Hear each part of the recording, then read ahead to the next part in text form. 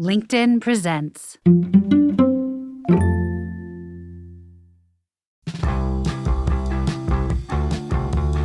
Good morning. I'm your host, Michael Kovnat, and this is the Next Big Idea Daily. Well, it's a big day in America, whatever your politics are. It's Inauguration Day, and it's also Martin Luther King Jr. Day. This rare overlap invites us to take stock of where we stand as a nation, particularly on issues of racial equality.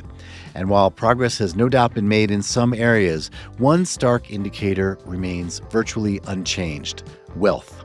A typical black family in America holds just 15% of the wealth of a typical white family. Shockingly, that gap has barely budged since the 1950s, despite the civil rights movement and decades of activism. So why does this disparity persist? That's the focus of 15 Cents on the Dollar, How Americans Made the Black-White Wealth Gap, by Louise Story and Ebony Reed. Louise is a prize-winning investigative journalist who spent more than 15 years at the New York Times and the Wall Street Journal. Ebony is the chief strategy officer at the Marshall Project and has reported for the Cleveland Plain Dealer, the Detroit News, and other publications. They also co-teach a class at the Yale School of Management called Race and Money in America. And Ebony's going to share 5 of their key insights right after this quick break.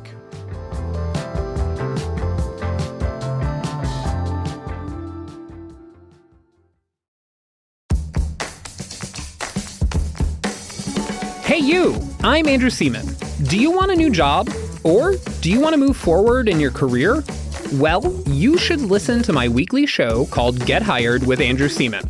We talk about it all, and it's waiting for you, yes you, wherever you get your podcasts.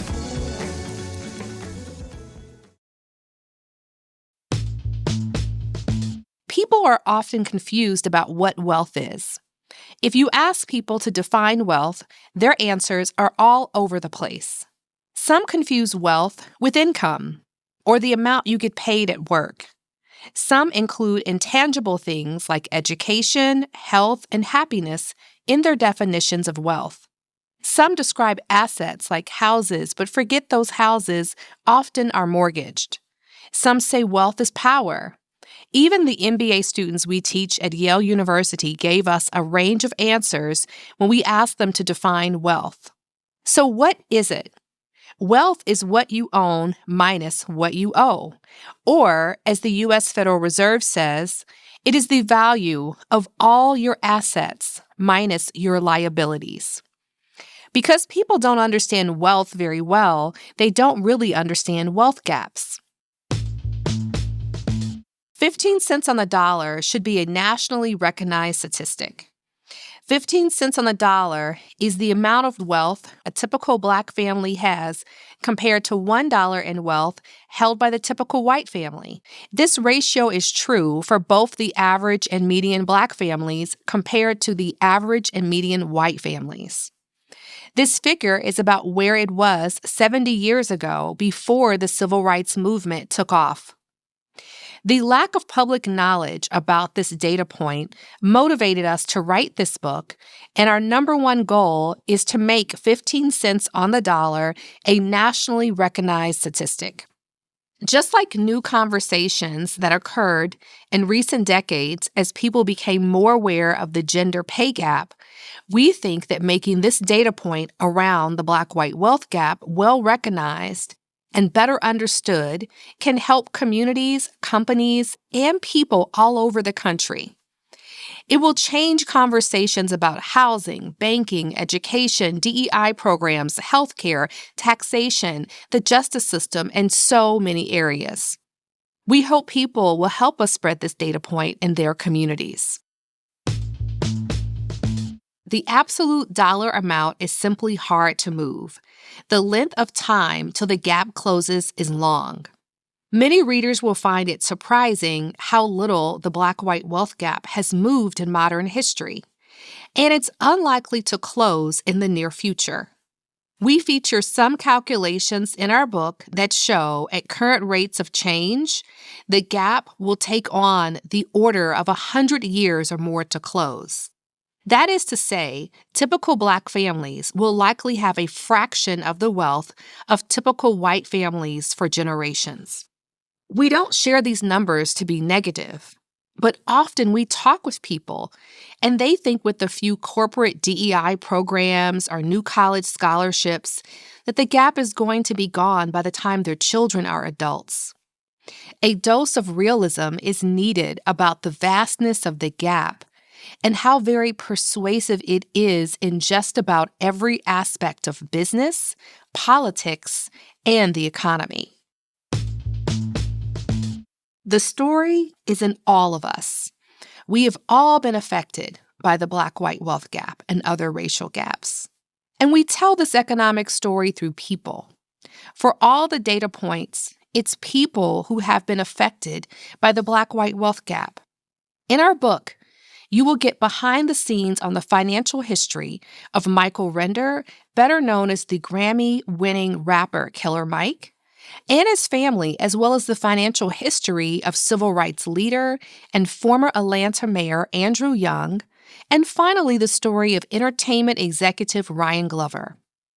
And you will follow the stories of 4 lesser-known Black millennials who have been working hard to change their families' wealth trajectories but hitting barriers.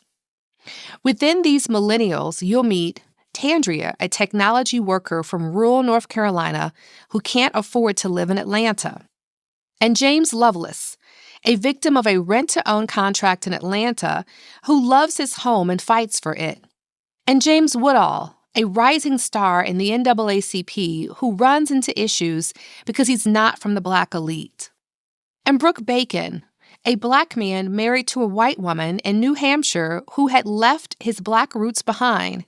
That is, until his father gets shot by the police in the summer of 2020. All of these people will move your hearts and spur all kinds of new questions for you about the way our economy works.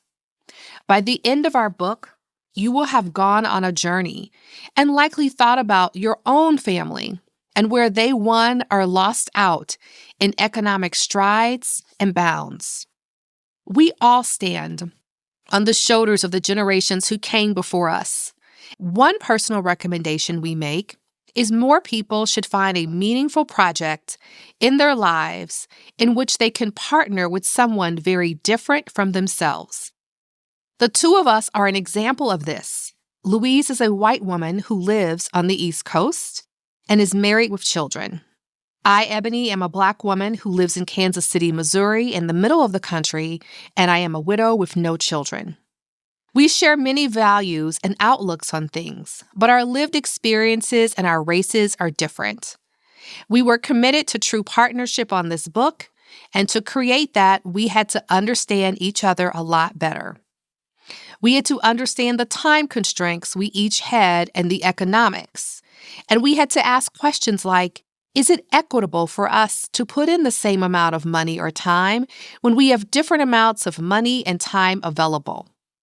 We sorted through this together, and along the way, we listened and learned. If more people in this country make it their business to deeply connect with people across racial lines and partner with individuals who are different from them, it could help affect many broader conversations. We have a far more nuanced understanding, not only because we studied the Black-white wealth gap, but because we worked through it together. We learned a lot by researching, but also by partnering in a large project that had money, time, and reputation on the line. Okay, listeners, you can get a copy of 15 Cents on the Dollar wherever you get your books. And whether you're focusing on the new president, the MLK holiday, or something else, I hope you have a great day. And I hope you'll stay tuned to the next Big Idea Daily, because this week I'll be bringing you big ideas about leadership, friendship, and plants. That's right, plants. It turns out seeing, smelling, and touching plants is good for your physical and mental health. We'll get into that later this week. I'm Michael Kovnat. See you tomorrow.